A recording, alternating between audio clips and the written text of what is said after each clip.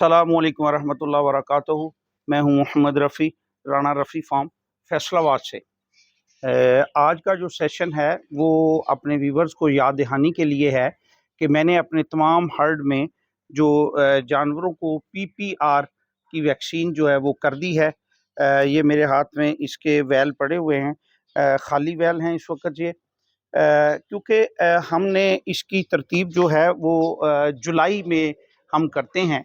PPR की vaccine साल में एक दफ़ा की जाती है और हम जुलाई के महीने में करते हैं, क्योंकि अक्सर इसका जो हमला है वो इसके बाद उसका अंदेशा होता है।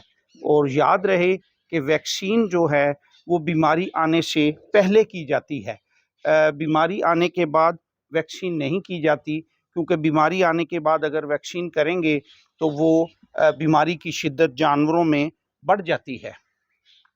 तो वीवर्स को याद ही करवाना था कि आप लोगों ने अगर अपने जानवरों को पीपीआर की वैक्सीन नहीं की तो आप ये वैक्सीन करवा लें।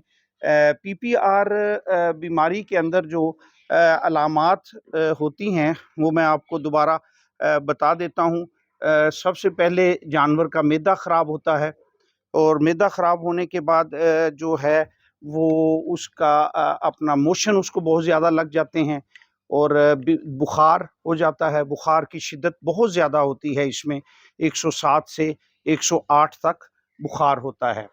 और उसके साथ साथ इसकी दुम के नीचे दाने निकल आते हैं, और जो है पेशाब वाली जगह है वो बकरियों की वो सूज जाती है। तो इस तरह, और इसमें शर्म-बात भी काफ़ी ज़्यादा है। तो और जो जानवर इसमें जिसकी डेथ हो जाती है उसके मुंह से भी झाग निकलनी शुरू हो जाती है। तो वीवर से यही गुजारिश है, और मेरे हिसाब से मैं जो समझता हूँ कि ये जो बकरियों को आने वाली बीमारियां हैं उनमें ये बीमारी सबसे ज़्यादा शदीद है, और इसके हमले से काफ़ी ज़्यादा हर्ड में जो है वो नुकसान हो जाता है।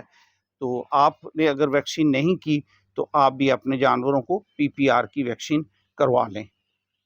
यही गुजारिश थी। वीवर से गुजारिश है कि अपनी दुआओं में मुझे याद रखें। अल्लाह हाफिज़।